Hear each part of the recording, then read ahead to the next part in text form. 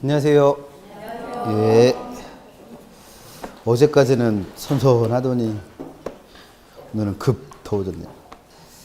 책은 금융론 보셔야죠, 오늘은. 그래서 416페이지. 기본서로는 416페이지를 펴시고, 요약집으로는 153페이지 가시면 금융론 나옵니다. 저 오후에 모의고사 보신다면서요, 어제부터.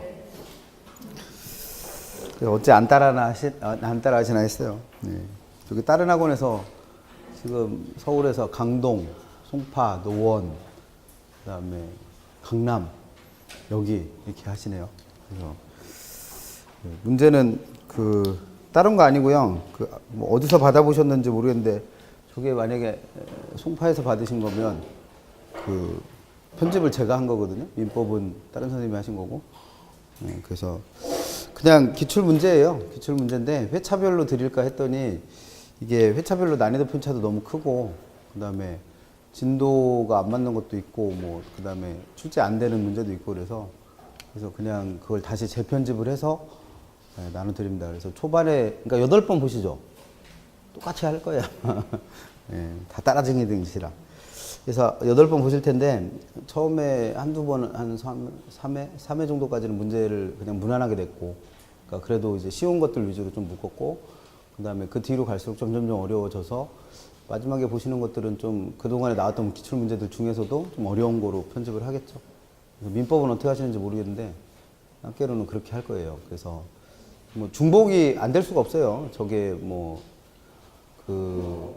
저도 사람인지라 하다 보면 이거를 몇 회 때 넣는지 기억이 안 날 때가 있어서, 가능하면 중복 안 되게 회차별로 잘 맞춰서 하긴 할 텐데, 중복 한두 문제는 있을 수도 있어요. 그래서 그렇게 하시고, 그 다음에 중간중간에 혹시 이거 복수정답 때 처리됐었던, 이의제기돼서 복수정답 처리됐었던 문제가 있을지도 모르거든요. 혹시, 그래서 가능하면 그것도 저도 속과내는데, 이게 옛날 같지 않아서 저도. 그래서 가끔씩 헷갈리는 게 있어요. 그러니까 이의제기 됐었는지 헷갈리는 거. 그래서 혹시라도 그런 게 보이시면 찾아서 좀 알려주시면 좋고.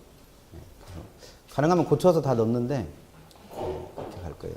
어쨌든, 8번, 그러니까 일주일에 2번씩 보시는 거죠? 그래서 그게 하여튼 2번씩 해서 잘 활용하세요. 그래서 어차피 기출문제집을 풀어보셨기 때문에 문제가 어렵거나 이러진 않으시겠죠? 기본적으로 기출문제 다 지금 3번씩 풀어보신 거잖아요. 책 3월 달에 나왔으니까 3월, 4월, 5월, 그러니까 3번씩 4월 달에 나왔어요?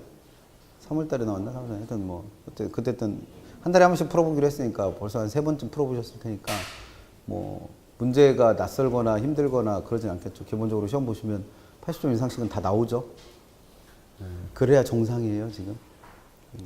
그래서 이 문제가 난 더럽게 어렵더라 그러면 실제로 공부를 안 하신 거예요. 참고하셔서. 그래서 점수, 나 80점 맞았어, 내 실력 이만큼인가 보다 착각하지 마세요. 절대 아닙니다. 그냥 기출문제라 많이 봤던 문제이기 때문에 그냥 내가 그 기억이 많이 남아있어서 많이 맞추신 거고, 문제가 쉽게 느껴지거나 절대 그러니까 문제가 쉽거나 이래서 그런 건 아니에요. 참고하세요. 그냥 많이 본 문제라 정답을 찾기가 조금 쉬운 것 뿐이죠. 근데 이렇게 하는 의도가 뭐냐면, 실제 문제도 사실 저 틀을 크게 벗어나진 않을 거예요. 그러니까 기출문제를 우리가 많이 풀어봐야 되는 이유는, 실제 시험도 그냥 그 기출문제 풀어본 거 많이 풀어보실수록 실제 문제도 쉽게 느껴지실 거예요. 그러라고 하는 거니까, 점수 많이 나왔다고 해서 너무 좋아할 것도 없고, 점수가 안 나오시면 내가 진짜 공부를 안 하는구나, 그렇게 생각하시면 될 것 같습니다. 416페이지 기본서로는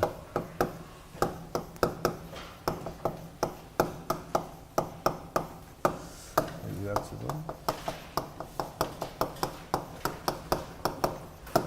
그래서 금융론 보실 거죠.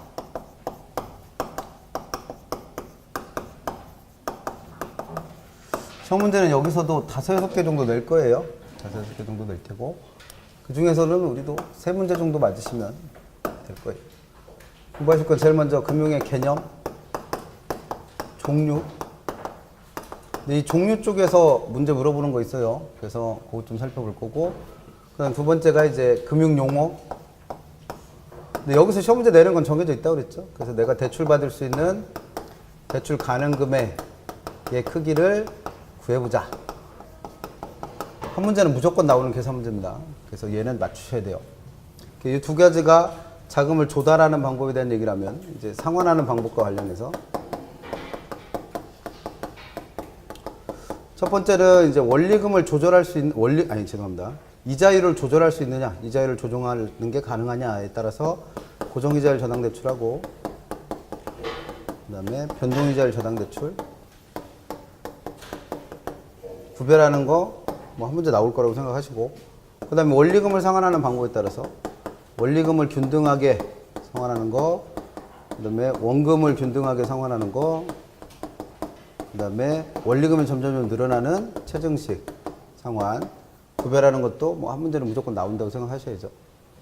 여기가 이제 원래 금융의 내용인 돈을 조달하고 상환하는 방법에 대한 얘기고 이제 그 뒤에 이제 저당의 유동화제도 도 한 문제 정도는 꼬박꼬박 묻고 있죠.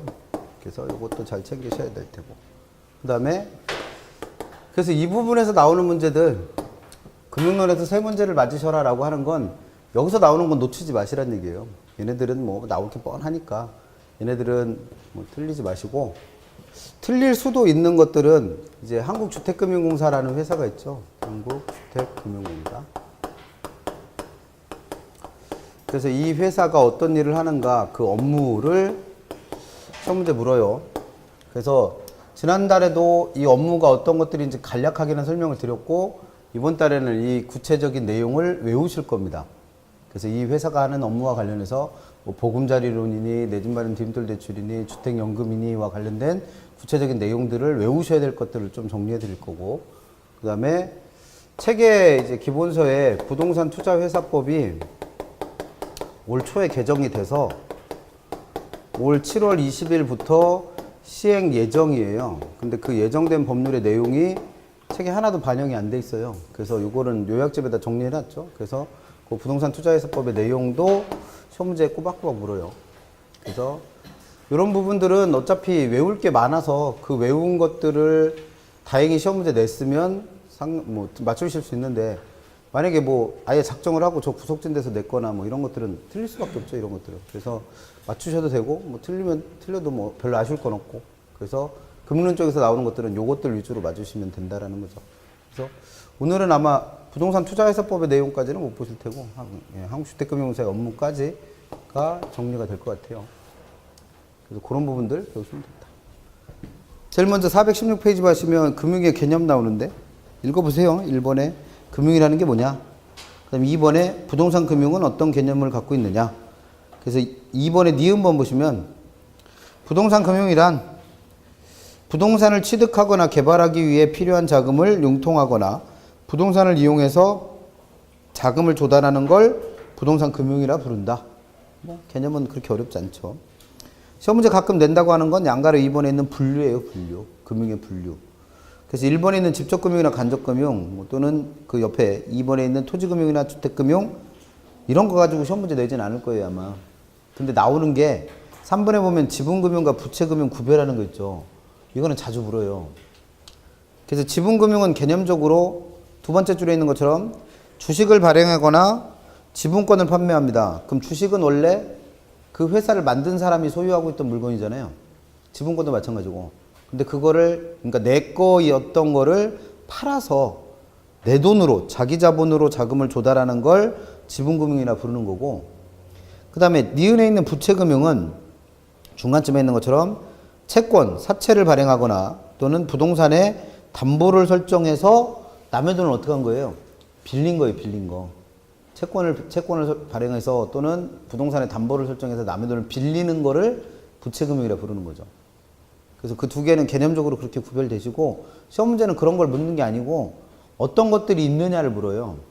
그래서 지분금융에는 신디케이트, 조인트 벤처, 그 다음 부동산 투자 신탁, 가로치고 리츠라고 돼 있는 게 학자들은 부동산 투자 신탁이라고 자꾸 부르고 법에서는 부동산 투자 회사라고 부르는 거예요. 그 두 개가 같은 얘기입니다. 부동산 투자 회사, 부동산 투자 신탁. 그래서 리츠라 부르는 거. 그것도 지분금융 형태고. 그다음 부동산에 투자하는 펀드, 그다음에 주식회사가 공모에 의해서 주식을 발행한 증자, 뭐 이런 것들은 다 지분금융의 종류를 이해하시면 되고, 그다음에 그 밑에 부채금융은 부동산의 담보를 설정할 때 소유권은 내가 갖고 있고 저당권을 설정해서 부동산을 담보한다면 저당금융, 그렇지 않고 신탁회사를 이용해서 그 내 부동산의 소유권을 신탁을 하는 방법으로 소유권을 이전하는 방법으로 부동산의 담보를 제공하고 그 다음에 자금을 조달했다면 이걸 신탁금융. 그다음 주택상환사채와 같은 사채도 채권을 발행해서 남의 돈을 빌린 거고, 그 다음에 주택저당 채권을 담보로 해서 발행되는 증권인 MBS도 기본적으로 주택저당이라는 부동산을 담보로 돈을 빌린 걸 근거해서 발행되는 증권들이니까 얘네들은 다 뭐로 보셔야 되겠다? 부채금융으로 보시면 됩니다. 그래서 시험 문제는 여러 차례 나왔던 게 거기 나와 있는 지분금융과 부채금융의 내용들을 쭉 나열해 놓고 다음 중 지분금융인 걸 골라보세요. 또는 부채금융인 걸 고르세요. 뭐 이런 식으로 시험 문제 내고 있으니까 그건 구별하셔야 돼요. 그 다음 나머지 것들도 뭐 특별히 신경 써서 보실 건 없고 한 페이지 넘겨보시면 주택금융에 대한 얘기가 나오고 419페이지 보시면 동그라미 3번에 주택금융의 기능이라는 게 있어요. 기능. 이거 자주 물어요 시험에. 근데 틀리게 낼 일은 거의 없어요. 뭐 기능 같은 거를 틀리게 내거나 이러진 않는데 언급은 여러 차례 됐었던 거니까 한번 읽어는 보세요. 주택금융의 기능은.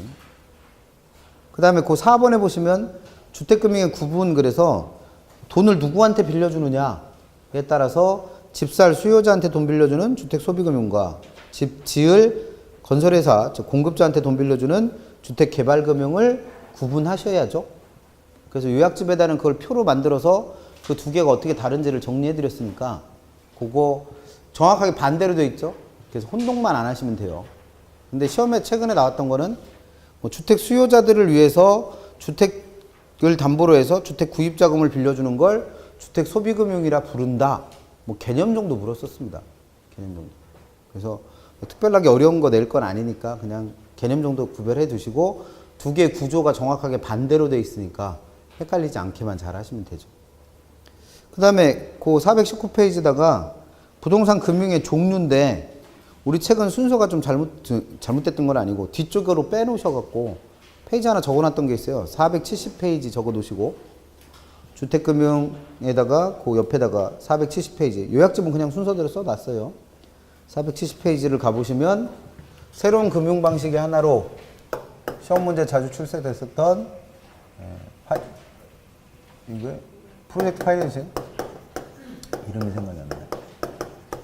프로젝트 파이낸싱 영어로는 PF라 부르는 거 공부하셔야죠. 그래서 기본서는 470페이지에 써놨고요. 요약집은 바로 이어서 써놨습니다. 154페이지에 프로젝트 파이낸싱. 그래서 기본서 보시는 분들은 470페이지 가보시면 돼요. 470페이지. 공부하실 건 세 가지를 했습니다. 공부하실 건 세 가지. 제일 먼저 개념. 두 번째 특징. 세 번째 장단점.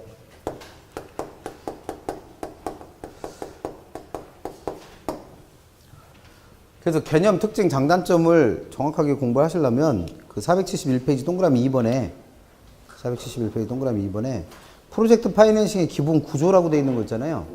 이게 좀 이해가 되셔야 돼요. 그래서 프로젝트 파이낸싱은 이 프로젝트가 대규모 개발 사업을 말해요. 대규모 개발 사업. 그러면 얘도 일종의 뭐다?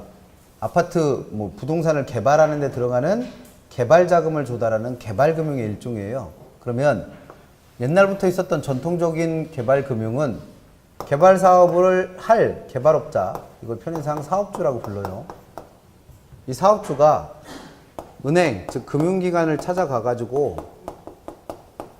이 사업주가 가지고 있는 부동산이나 또는 사업주의 신용을 담보로 삼아서 제공하고 금융기관으로부터 개발에 필요한 자금을 직접 조달했던 방식이 전통적인 개발금융의 형태예요. 근데 프로젝트 파이낸싱은 그렇게 하는 게 아니고 그 구조에 나와 있는 것처럼 이 사업주, 개발업자와는 별도로 법적으로나 또는 경제적으로 완전히 독립되어 있는 별도의 회사를 하나 설립하는 거예요. 이 프로젝트를 수행할 전문 회사를 하나 만드는 겁니다. 그래서 그걸 프로젝트 컴퍼니 또는 프로젝트 회사라고 부르는 거죠. 그래서 이 사업주가 설립한 요 회사가 이 프로젝트라는 게 대규모 개발 사업을 말한다고 그랬으니까 이 개발 사업에서 발생할 뭘 기초로 해서 수익성을 기초로 해서 이 프로젝트에 필요한 자금을 금융기관으로부터 조달하는 이런 방식을 두고 뭐라고 부른다? 프로젝트 파이낸싱이라고 부릅니다. 그러니까 사업주가 직접 자신의 부동산이나 신용을 담보로 돈을 조달한 게 아니고 뭘 하나 만들어 갖고 법적으로나 경제적으로 독립되어 있는 프로젝트 회사를 하나 만들어 갖고 그 프로젝트에서 발생할 수익을 기초로 금융기관으로부터 자금을 조달하는 이런 모든 방식을 다 통틀어 프로젝트 파이낸싱이라고 불러요. 그래서 개념에서는 사실 제일 비슷한 개념이 니은번 거예요. 니은번.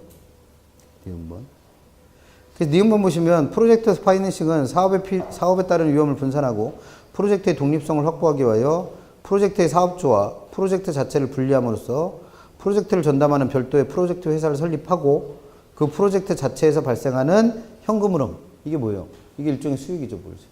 그래서 그 수익을 기초로 자금을 조달하는 금융 방식을 통틀어 뭐라 부른다? 프로젝트 파이낸싱 이렇게 부르죠. 그럼 개념에서 기억하셔야 되는 건 프로젝트 파이낸싱은 전통적인 개발금융처럼 사업주의 부동산이나 또는 사업주의 신용을 담보로 제공한다가 아니라는 거예요. 그리고 그 프로젝트 자체로부터의 수익성에 기초해서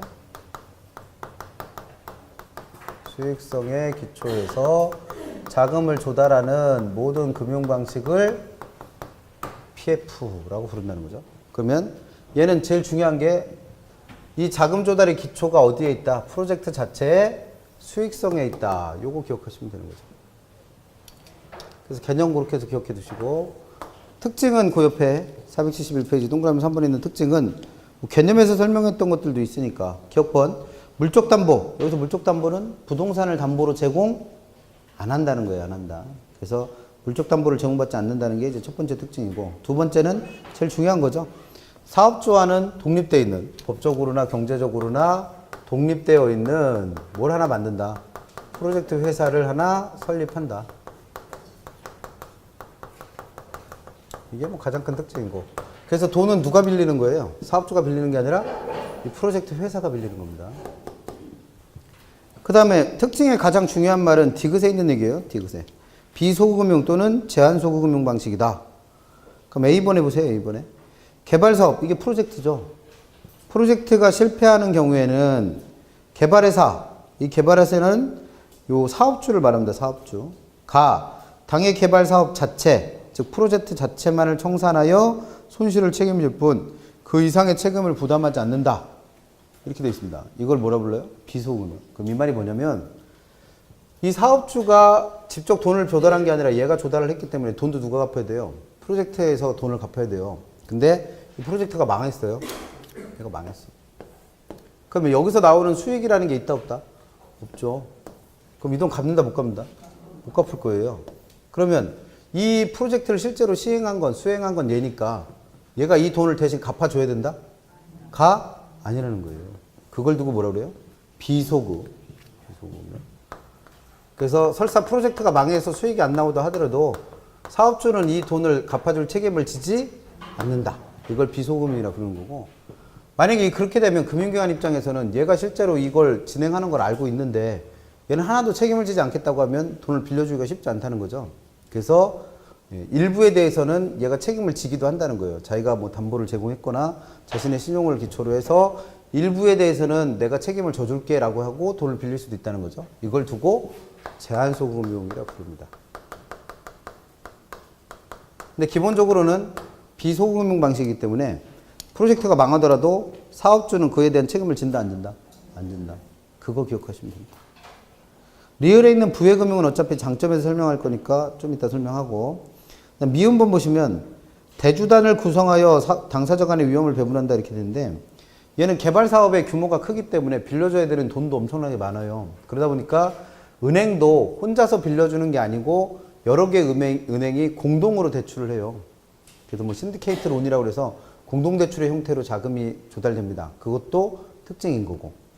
그 다음에 개발금융, 일반적인 개발금융처럼 돈을 빌려주고 나서 얘가 뭐 부동산 잘 개발해서 돈 잘 갚기만 하면 되는 거니까 이 돈을 어떻게 쓰는지 굳이 일일이 감시하고 있을 필요는 없다는 거죠. 근데 얘는 담보로 제공받은 게 없기 때문에 얘가 돈을 빌려가서 엉뚱한 데 써버리면 뭐 얘는 돈을 되돌려받을 방법이 없죠. 그래서 다른 개발 방식에 비해서 자금 관리가 어떻다?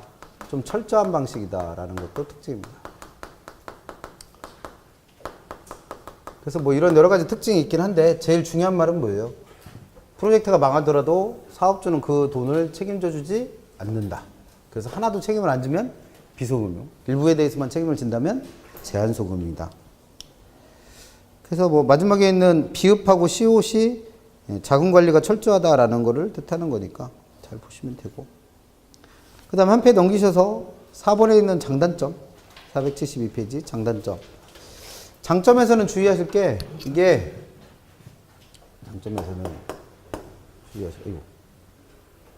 장점에서는 주의하실 게 이게 얘는 그냥 얘를 대신해서 돈만 빌리내고 실질적인 참여자는 얘와 얘잖아요. 사업주와 금융기관. 그래서 장점을 공부하실 때는 이게 돈을 빌려간 사업주 입장에서의 장점인지 아니면 돈을 빌려준 금융기관 입장에서의 장점인지도 구별을 해야지 문제를 푸는 것들이 나왔었어요. 그래서 이것도 구별하셔야 되는데 사업주 입장에서의 장점은 보시면 사업주 입장 A번에 보시면 비소금융 방식이기 때문에 상환에 따른 위험은 사업주가 하나도 부담을 하지 않죠. 왜? 자기는 갚아줄 의무가 없으니까. 그래서 돈을 못 돌려받는 책임은 다 누구한테 전가되는 거예요? 금융기관한테. 그래서 이런 건 이제 사업주 입장에서 장점이고, 그 다음에 장점에서 제일 중요한 건 B번입니다. B번. 부외 금융의 특성을 갖고 있어요. 사업주 입장에서 장점 중에 첫 번째는 부외 금융 효과가 발생한다. 그래서 이 부는 장부로 이해하시려 했어요. 장부. 그럼 이 장부는 누구의 장부다? 사업주의 장부를 했어요. 사업주. 그래서 사업주의 장부 바깥에서 금융이 이루어지는 효과를 본다 이 말이에요. 그럼 이게 무슨 얘기냐면 프로젝트 파이낸싱에서는 돈을 빌리고 갚아야 될 주체는 누구예요? 프로젝트 회사요. 그럼 얘가 돈을 빌린 거기 때문에 사업주는 자기가 돈 빌린 게 있다 없다? 하나도 없다는 거예요. 얘가 돈을 빌린 거니까. 그러면 얘의 장부상에는 부채가 기록될 이유가 없죠. 얘하고 얘는 장부를 따로 쓰는 회사니까 얘의 장부의 부채가 기록되는 거지. 얘 장부상에는 부채가 하나도 없어. 그걸 무슨 효과? 부외 금융효과라 부릅니다. 그래서 내가 빚진 게 없으니까 다른 데 가서 돈 빌리기가 그만큼 어떻겠어요? 쉽겠죠, 뭘. 그걸 부외금융효과라 불러요. 그래서 부외금융의 특성으로 인하여 프로젝트 파이낸싱으로 조달한 차입금이 이 자신은 누구요? 사업주죠, 뭘 사업주. 사업주 입장을 설명하고 있으니까. 사업주의 대차대석표와 같은 장부상에는 부채가 하나도 계상되질 않습니다. 그러니까 내 빚은 하나도 없다는 얘기예요. 그러니까 내가 다른 데 가서 대출받고 이럴 때 제한받을 이유가 하나도 없는 거죠. 그 다음에 또 하나의 특징이라면 C번. 이 사업주의 신용이 별로 안 좋고 또는 뭐 담보로 제공할 만한 부동산 자체도 없다 라 하더라도 수익이 충분히 예상되는 프로젝트만 하나 가지고 있다면 얼마든지 자금을 조달할 수 있는 거죠. 그래서 사업주의 신용이 어떻더라도 불량을 하더라도 프로젝트 자체의 수익성만 확보된다면 충분히 뭐 할 수 있다? 자금을 조달할 수 있다라는 것도 장점이 되겠죠. 그래서 이런 것들은 누구 입장? 사업주 입장에서 장점이 되는 거고. 금융기관 입장에서는 담보도 없이 이렇게 많은 돈을 빌려주는 이유는 뭐예요? 이렇게 해서 프로젝트가 성공을 하면 얘가 받을 수 있는 수익이 그만큼 높은 거죠, 뭘. 그래서 금융기관 입장에서 높은 이자를 받을 수 있으니까 이렇게 돈을 빌려주는 거예요. 그래서 그게 이제 A번에 나와 있는 거고, 그 다음 B번하고 D번이 같은 얘기예요. 분리해놨는데 B번과 D번이 같은 얘기. 그래서 만약에 이게 전통적인 개발금융이라면 얘한테 돈을 빌려주기 전에 얘의 신용도가 어떤지, 이 부동산은 정말 얘 건지, 이 부동산에는 뭐 다른 담보가 잡혀 있는 건 없는지, 그 다음에 뭐 이런 여러 가지를 다 고려를 해보고 돈을 빌려줘야 될 거 아니에요. 그래야지 돈을 되돌려받을 테니까. 근데 프로젝트 파이낸싱에서는 그런 거 할 필요 있다 없다? 없어요. 오로지 뭐만 믿고 돈 빌려주는 거니까, 프로젝트 자체의 수익성만 믿고 돈을 빌려주는 거니까 이 프로젝트의 사업성만 검토하면 대출할지 말지를 판단할 수 있다는 거죠. 그래서 B와 같은, 지금 비슷한 얘기가 B에 있으니까, 그럼 B와 같은 이유 때문에 내가 잘못 알고 돈을 빌려줄 가능성이 그만큼 어떻게 돼요? 줄어들어요. 줄어들어. 왜냐면 알아봐야 될 게 전통적인 개발금융 방식에서는 사업주가 하고 있는 사업 전반을 다 알아봐야 얘가 돈을 갚을 능력이 되는지 안 되는지 확인하지만 프로젝트 파이낸싱에서 뭐만 보면 돼요? 내가 대출해 주려고 하는 그 프로젝트 자체의 수익성만 판단해 보면 된단 말이에요. 그러면 내가 잘못 알고 대출할 가능성 이런 것들이 정보의 비대칭성 때문에 생기는 거죠. 즉 여러분들이 은행 가셔서는 대출을 제대로 받으려면 내가 뭐 별로 불리한 것들을 은행한테 얘기하면 돼요, 안 돼요? 안 돼. 그러니까 그렇게 잘못 알고 대출해 주는 경우가 있을 수 있다는 거죠. 근데 프로젝트 파이낸싱에서는 그럴 가능성이 거의 없다는 거예요. 그래서 정보의 비대칭성 때문에 발생할 수 있는 문제가 다소라도 어떻게 될 수 있다? 해소될 수 있습니다. 그런 것들은 금융기관 입장에서 장점으로 봐요. 단점은 장점이자 단점인 거죠. 그래서 금융기관에서 높은 수익을 얻을 수 있다는 얘기는 돈을 빌려가는 입장에서는 그만큼 뭐가 많다? 금융비용이 많다라는 거죠. 그래서 다른 방식에 비해서 높은 금융비용에 부담이 있다라는 것은 단점일 테고. 두 번째, 프로젝트 자체의 규모가 크기 때문에 사업주도 여러 사람이 참여할 수밖에 없고, 그 다음에 금융기관도 아까 대주단을 구성해서 공동대출을 한다고 그랬잖아요. 그러면 참여하는 사람이 많아질 수밖에 없어요. 그럼 어떤 일을 진행하려면 이 참여한 모든 사람들의 합의를 도출해서 어떤 일을 진행을 해야 되니까 그만큼 합의를 도출하는 절차가 어쩔 수밖에 없고 복잡할 수밖에 없고, 그러다 보니까 일이 빨리빨리 진행되는 게 아니라 사업 지연이 발생할 수도 있고, 그래서 이런 것들은 단점입니다.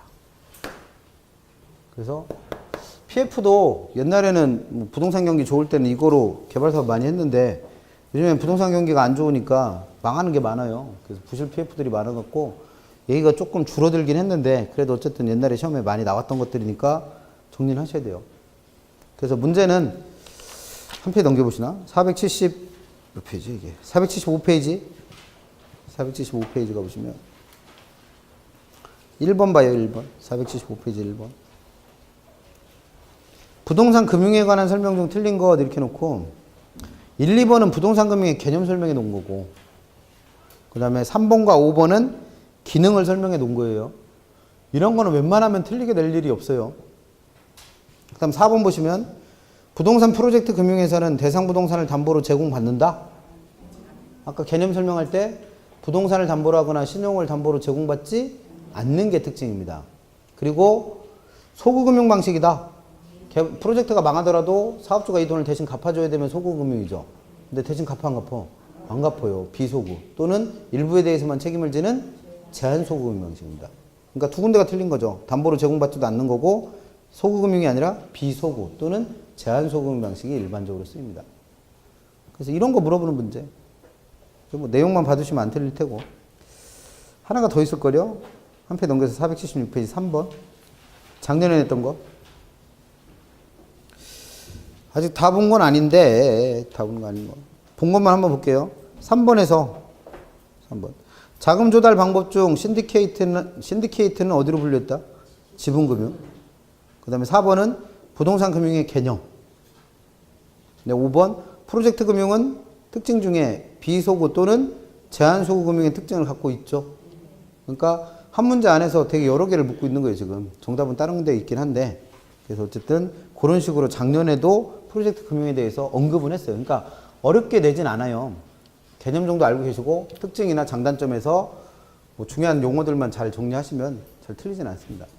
그래서 어쨌든 여기까지가 부동산 금융의 종류, 뭐 개념 이렇게 해서 물어볼 수 있는 문제들. 앞으로 돌아가셔서 422페이지를 가보시면 422페이지를 가시죠. 요약집으로는 158페이지 있죠.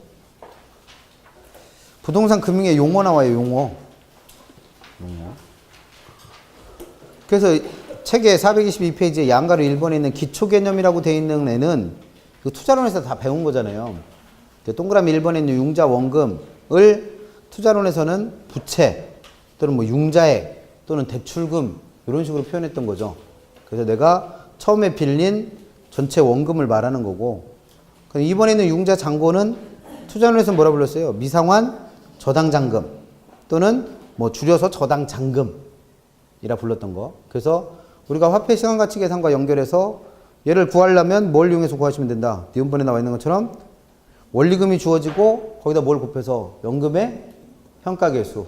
만약에 대출금이 주어지면 저당 상수 곱해서 구한 원리금에다가 다시 또 뭘 곱해서 연금의 현가계수를 구한다. 그럼 잔금 비율 구하는 것도 같이 설명했었죠. 잔금 비율은 연금의 현가계수분의 연금 현가계수. 밑에는 전체 저당기간, 위에는 잔여기간. 그 다음 3번에 있는 월 부금은 부채 서비스액이라는 거 설명할 때 동의어로 설명드렸던 거. 그래서 원리금 상환액이라고도 불렀고 저당 지불액이라고 불렀던 거. 그래서 얘가 만약에 그 리을에 나와 있는 것처럼 원리금 균등 상환 방식이라면 뭘 이용해서 구하더라? 저당 상수. 지난주에 다 했던 거. 그래서 이게 여기 나와 있는 기초 용어들이 다 투자론에서도 설명했던 것들인데, 투자론은 돈을 빌려간 차입자 입장에서 이론이고, 금융론은 돈을 빌려준 대출자 입장에서 이론이기 때문에 똑같은 개념인데 용어만 좀 다른 것들이 많아요. 그럼 시험 문제 낼 때 투자론에서는 투자론 용어로 내고 금융론에서는 금융론 용어로 낸다? 그런 보장이 없어요. 다 동의어 알고 계셔야 돼요. 뭐라고 나오든 간에 상관없이 문제 풀 수 있어야 되니까. 그래서 학계론은 제일 그지 같은 게 뭐예요? 용어가 통일이 하나도 안 돼 있어. 민법은 용어가 다 똑같잖아요. 어떤 책을 읽거나 어떤 문제를 보거나 용어가 다 똑같은데 개론은 용어가 똑같이가 안 나와요. 그러니까 동의어인 걸 모르면 그게 무슨 말인지 이해를 못 하죠. 그 동의어와의 싸움이에요, 동의어. 그 다음 두 번째 있는 이자율도 이자율의 개념은 다 아니까 2번에 있는 실질 이자율과 명목 이자율이라는 거를 개념 구별하시랬어요. 그래서 이걸 구별하실 수 있어야 고정금리와 변동금리가 이해된다고 그랬으니까.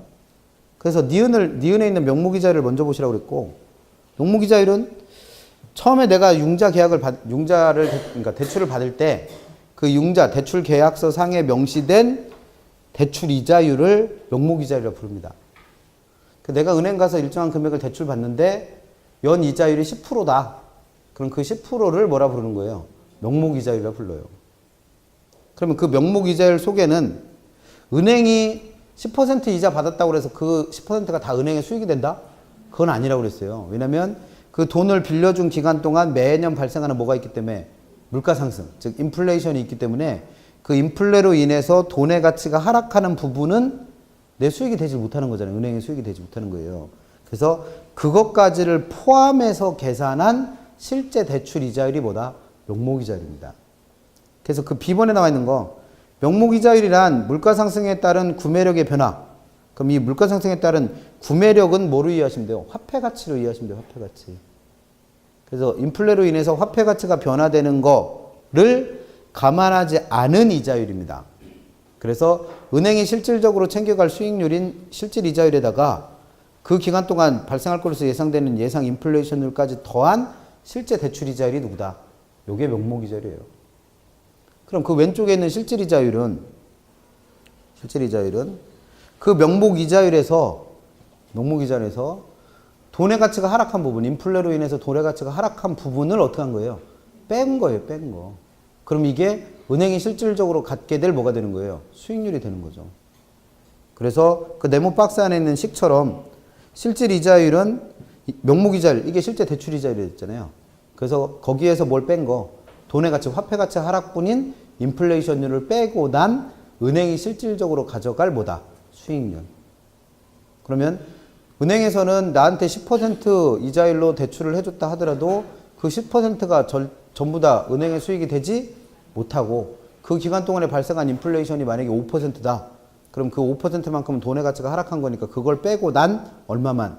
5%만 은행에 뭐가 되는 거예요? 실질적인 수익인 실질 이자율이 되는 거죠. 그래서 그 관계를 이해하셔야 고정금리와 변동금리가 이해되니까 그거 잘 정리해 두시고, 그 다음에 이 부분에서 사실 매년 시험에 내는 건 그 옆에 423페이지 양가로 3번하고 양가로 4번에 설명해 놓은 거, 그 담보 인정 비율이라 부르는 LTV하고 총부채 상환 비율이라는 DTI를 이용해서 뭘 구하세요? 내가 은행 가서 대출 받을 때 대출 받을 수 있는 최대 가능 금액. 책을 쓰다 말았죠, 여기다. 그래서 내가 은행 가서 대출 받을 수 있는 대출 가능 금액은 은행에서 나한테 무한정 이 돈을 빌려주려고는 안 한다는 거예요. 그러니까 내 대출금의 크기를 제한하는 원리를 갖고 있다는 거죠. 그래서 우리 책에서는 그걸 2개만 써놨는데 실제로는 몇 가지 있다. 3가지 있다는 거예요. 그래서 LTV라는 애도 있고 지난주에 비율 분석법으로 배웠던 부채 감당률이라는 것도 있고 그럼 3번째는 책에도 나와 있는 DTI라는 3가지가 있다는 거죠. 그래서 요약지부는 159페이지에 이거 3가지 다 정리해놨죠. 그래서 LTV는 제일 중요한 게 뭐랬어요? 동의요. 그래서 지난주에 대부 이걸 다른 말로 뭐라고 됐고 대부 비율 또는 저당 비율 또는 융자 비율 또는 대출 비율이라고 시험에 내기도 한다고 그랬죠. 근데 지금 보니까 금융론에서는 이걸 또 뭐라고 읽어요? 담보 인정 비율이라고도 부르죠. 그래서 뭐라고 시험에 나왔던 간에 보통 문제에서는 뒤에다가 영어 약자를 써주니까 아 그런 게 나오면 이 LTV를 묻고 있는 거구나 라고 생각하시고 구하는 식은 배웠죠 지난주에? LTV 어떻게 구한다? 부동산 가치분의 그걸 담보로 빌린 대출금의 크기. 그럼 LTV 구하는 식은 알고 있으니까 여기서는 그거 알고 있을 필요가 없잖아요. 그걸 이용해서 LTV의 제한이 존재할 때 내가 뭐 할 수 있는 돈, 대출받을 수 있는 돈의 크기를 구하는 식을 알면 되죠 뭘. 그래서 LTV 제한이 존재할 때 내가 대출받을 수 있는 돈의 크기를 구하고 싶으면 내가 담보로 제공한 부동산 가치에다가 뭘 곱해서 은행에서 제한하는 LTV를 곱해서 구하면 된다를 기억하시면 되죠. 그래서 이거를 이해 못하는 분들이 가끔 있던데 LTV 구하는 식은 써놓지도 않은 거예요. 왜? 다 알고 있으니까. 그러면 여기서는 뭘 기억하시라는 거예요? LTV 제한이 존재할 때 내가 대출받을 수 있는 돈의 크기를 구하는 식. 얘도 마찬가지죠. 부채 감당률도 영어로는 뭐 이걸 다른 말로 DSR이라고 부르는데 구하는 식은 지난주에 배웠잖아요. 그래서 이거 안 외워지면 어떻게라도 외우셔라. 순두부라고라도 외우랬어요. 순두부. 그러면 계산하는 식은 알고 있으니까 부채 감당률의 제한이 존재할 때 내가 은행에서 뭐 할 수 있는 거 대출받을 수 있는 가능 금액을 구하는 식을 만들어 보시라는 거예요. 책에는 안 나오니까 이게. 근데 문제 풀 때는 이게 필요한 거잖아요. 그래서 부채 감당률을 이용해서 대출금의 크기를 제한할 때 내가 대출받을 수 있는 돈의 크기를 구하려면 내가 매년 벌어들이는 뭐에다가 순영업소득을 은행에서 제한하고 있는 부채 감당률에다가 뭘 곱한 값으로 저당상수를 곱한 값으로 나누시면 이게 내가 대출받을 수 있는 뭐가 된다? 가능 금액을 구하는 식이 됩니다. 그럼 이 식이 왜 나왔냐면 부채 감당률은 지난주에 어떻게 구한다고 그랬어요? 부채 감당률은 순두부라고 그랬으니까 순영업소득을 뭐로 나눈 값이에요? 부채 서비스액으로 나눈 값이죠. 그러면 이 식을 이용해서 이 부채 감당률의 제한이 존재할 때 내가 대출받을 수 있는 대출금을 구하는 식으로 만들어 보시라는 거예요. 그러면 지금 이 식 안에는 대출금이라는 게 없죠. 그럼 대출금을 만들어 내셔야 될 거 아니에요. 그래서 이 부채 서비스액이라는 게 아까 읽어본 것처럼 누구랑 동의어 있으니까 원리금 상환액 또는 월부금 또는 저당 지불액과 동의어니까 얘가 만약에 원리금 균등상환 조건이라면 원리금을 구해보면 될 거 아니에요. 그럼 원리금 어떻게 구한다고 배웠어? 내가 대출받을 수 있는 대출금에다가 뭘 곱해서 저당상수를 곱해서 구하시면 되죠. 그러면 부채 감당률 구하는 식은 어떻게 다시 쓸 수 있다? 이렇게 쓸 수 있죠. 어떻게? 순영업소득을 대출금에다 저당상수를 곱해서 구한 뭐로? 원리금으로 나누면 이게 부채 감당률 되는 거잖아요. 이해 못해서 상관없어. 어차피 외울 거예요.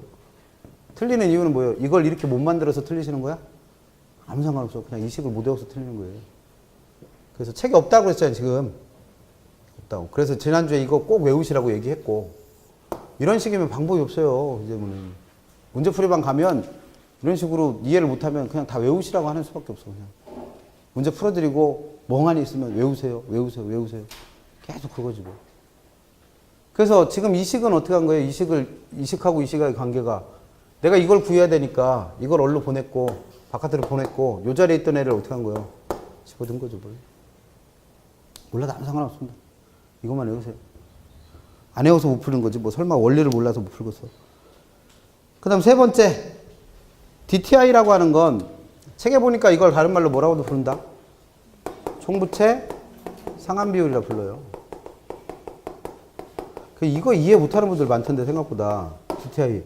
그냥 간단하게 D는 원리금이에요. T는 분수를 나타내고 I는 인컴, 그래서 나의 소득을 말합니다. 그럼 얘가 뜻하는 바가 뭐예요? 소득 대비 원리금의 비율. 그럼 얘가 의미하는 건 내가 1년 동안 버는 전체 소득 중에서 1년 동안 지불하는 원리금의 비율이에요. 이걸 DTI라 부릅니다. 그러면 DTI라는 건 우리가 투자론에서 배운 적이 없잖아요. 이 두 가지는 투자론에서 배운 거니까 계산식을 안 쓰드렸는데 얘는 배운 적이 없으니까 DTI 구하는 식은 어떻게 하시면 돼? 지금 읽은 대로 나의 연간 소득 분의 뭐가 차지하는 비율이었으니까 원리금이 차지하는 비율이었으니까 이 원리금만 알아내면 되잖아요. 그래서 이 원리금이 어떻게 발생한 거다? 내가 주택을 담보로 대출받은 돈이 얼마 있어가지고 그 저당 대출에 대해서 1년 동안 발생하는 뭐와 원리금하고 이 주택담보대출 말고 다른 거 대출 받아놓은 게 조금 있어가지고 그것 때문에 발생하는 1년 동안에 뭘 합한 거? 이자를 합한 거를 나눈 값이 DTI예요. 그러니까 이게 나의 연간 소득인 거고 이게 1년 동안 내가 지불해야 될 원리금의 크기고 그걸 뭐라 불러요? DTI.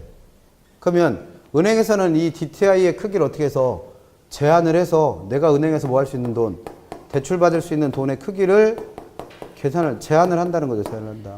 그럼 얘도 마찬가지로 식 안에 대출금이라는 게 없잖아요. 근데 아까 원리금을 우리가 구하는 식은 알고 있으니까 그걸 이용해서 이걸 구하면 되니까 이 원리금부터 구해보는 거예요. 원리금. 그럼 이 값을 구하고 싶으면 내가 1년에 버는 나의 연간 소득에다가 은행에서 제한하는 뭘 곱해가지고 DTI를 곱한 값에서 뭘 빼라. 기타 부채 때문에 발생하는 1년 동안에 뭘 빼요? 이자를 빼. 그럼 이게 저당 대출 때문에 발생한 원리금이 된 거니까 그 원리금을 뭐로 나눠주면 저당 상수로 나누면 내가 대출 받을 수 있는 돈의 크기가 계산된다는 거죠. DTI의 경우에는 두 가지를 다 외우시라는 거예요. DTI 구하는 식도 외우고 계셔야 되고 그 DTI의 제한이 존재할 때 내가 대출 받을 수 있는 돈의 크기를 구하는 식도 외우셔야 되고 그 시험 문제는 외운 대로 물어요. 외운 대로. 식 외운 대로. 그 뒤로 가셔서 문제 한번 보시면 기본서에 몇 페이지요? 477페이지 가보시면 477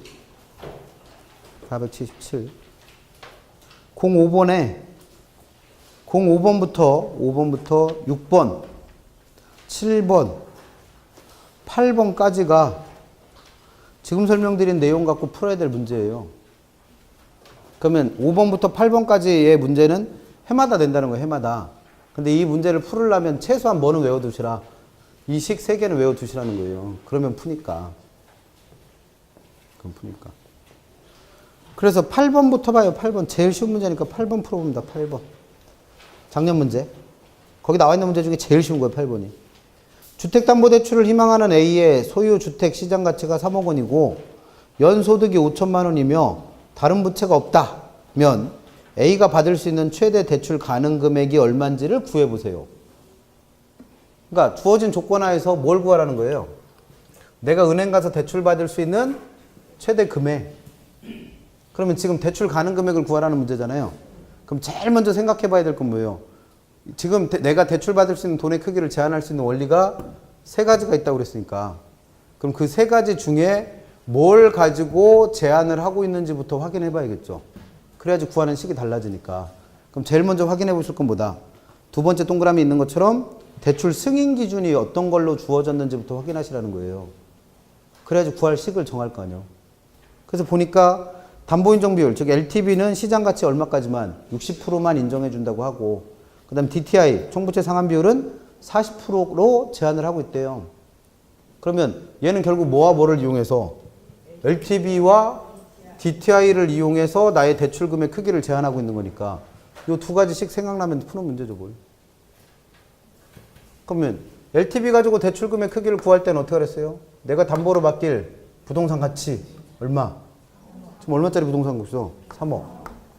에다가 LTV가 몇 프로니까 60%로 제한된다며요. 그러면 이 두 개로 곱한 얼마까지가 1억 8천까지가 내가 은행 가서 대출받을 수 있는 돈이요. 뭘 기준으로 해서? 내가 가지고 있는 부동산 가치를 기준으로 해서.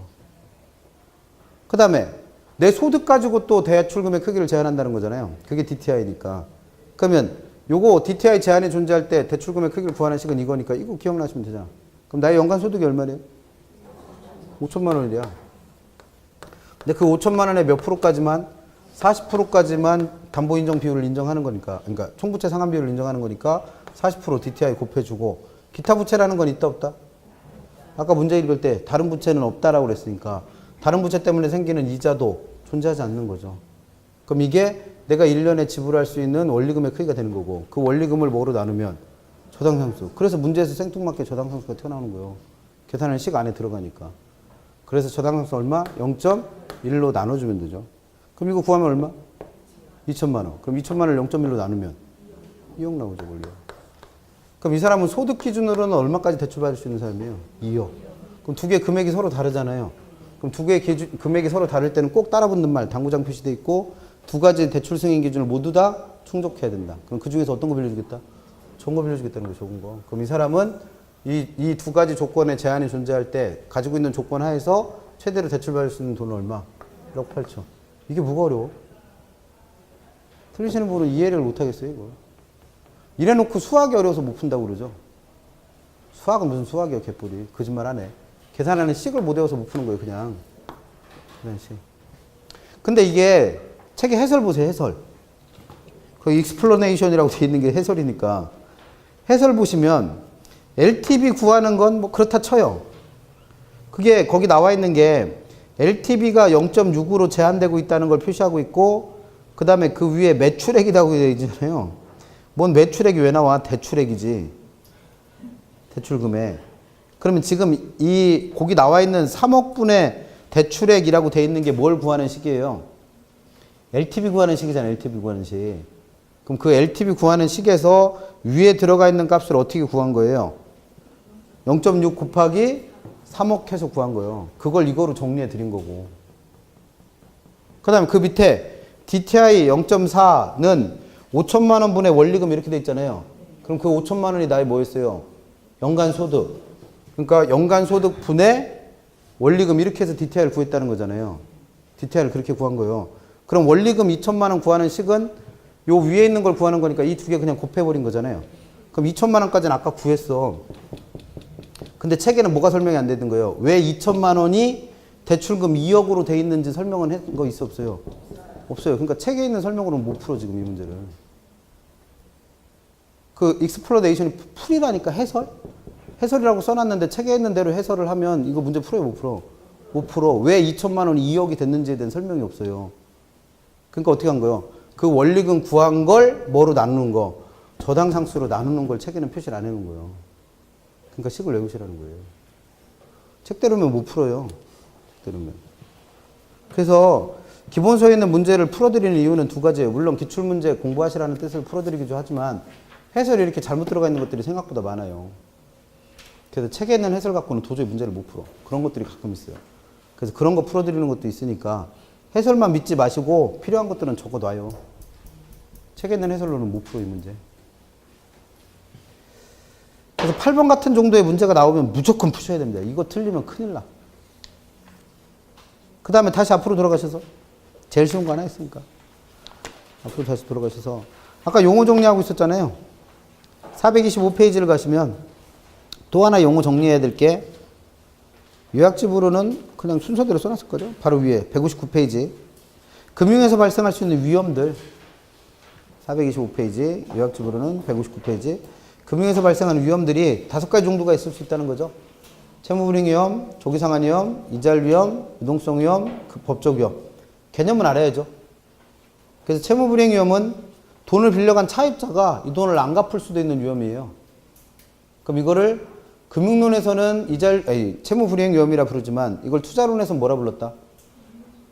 돈을 너무 많이 빌려서 차입자가 이 돈을 못 갚을 수도 있는 위험? 금융적 위험이라고도 불렀죠. 그래서 투자론에서는 금융적 위험, 그 다음에 금융론에서는 채무불이행 위험. 6번에 있는 조기상환 위험 또는 다른 말로 만기 전 변제 위험, 중도상환 위험은 차입자가 만기가 되기도 전에 빌려간 돈을 갚아버린 거예요. 그러면 돈을 빨리 돌려받았으니까 대출자는 좋은 거 아닌가? 가 아니라 이자를 더 이상 얻질 못하니까 그만큼 손실을 본다는 거죠. 이걸 차입자의 그 조이상한 위험. 세 번째 있는 이자율 위험은 우리가 투자론에서 뭐라 불렀던 거? 인플레 위험. 그래서 예상치 못했던 인플레의 변화로 인해서 이자율이 변동하면서 내가 얻을 수익이 감소되는 위험을 투자론에서 뭐라 불렀고? 인플레 위험. 금융론에서는 이자율 위험이라 부릅니다. 8번에 있는 유동성 위험과 9번에 있는 법적 위험은 우리가 투자론에서 배웠던 개념과 똑같아요. 그럼 얘네들은 기본적으로 투자론에서 배웠던 것들과 다 내용이 비슷한데 이름이 다르다는 거죠, 이름. 그리고 또 하나 다른 건 뭐예요? 이 위험을 부담해야 되는 주체는 기본적으로 다 누구다? 돈을 빌려준 대출자. 그런 것들 기억하시면 됩니다. 그래서 여기까지가 용어에 대한 얘기인데 그 용어에서 시험 문제 해마다 내고 있는 게 이거니까 외우면 돼요, 이거. 이게 뭐 대단하게 어려워서 못 푸는 계산 문제는 아니잖아요. 그러니까 계산 문제 어려웠다고 하는 분들은 실제로 계산 문제가 어려우려면 계산하는 절차가 더럽게 복잡해야 돼. 그게 실제 계산 문제라는 거예요. 근데 이거는 뭐 계산하기가 얼마나 어려워. 곱하기 하는 게 그렇게 어려워요? 곱해서 빼갖고 나누는 게 그렇게 어려워? 계산기가 다 알아서 해줘. 그럼 얘네들을 못 푸는 이유는 뭐예요? 계산 문제가 어려워서가 아니라 외우질 않아서요, 그냥. 오해하지 마시라는 거예요. 정확하게 얘기하세요. 나는 대출 가능 금액 문제가 너무 어려워. 왜? 계산 문제가 어려워서가 아니고 외우질 못해서. 정확하게 얘기하세요, 앞으로. 그래놓고 계산 문제 어려워서 학교는 어렵다 얘기하지 말고. 그런 것도 분명히 있어요. 계산하기가 복잡한 거. 어디쯤 가면. 투자론이나 아니면 간평이나 이런 데 가면 계산 절차가 복잡해서 어려운 것도 있는데 그런 건 하지 말라고 하잖아요. 투자론에서 나오는 계산 복잡한 건 어떻게 하라고 그랬어? 그냥 찍고 마시라니까. 그래도 합격하는데 아무 지장 없으니까. 근데 이거는 계산 절차가 복잡해서 틀리는 게 아니잖아요. 그래놓고 말은 뭐라고 그래? 계산 문제가 어려워서. 절대 뻥치지 마세요. 잠깐만 쉬었다가는 돈 빌리는 거에 대한 얘기 했으니까 이제 갚아야죠, 뭘. 426페이지에 있는 상환 방법부터 다시 봅니다.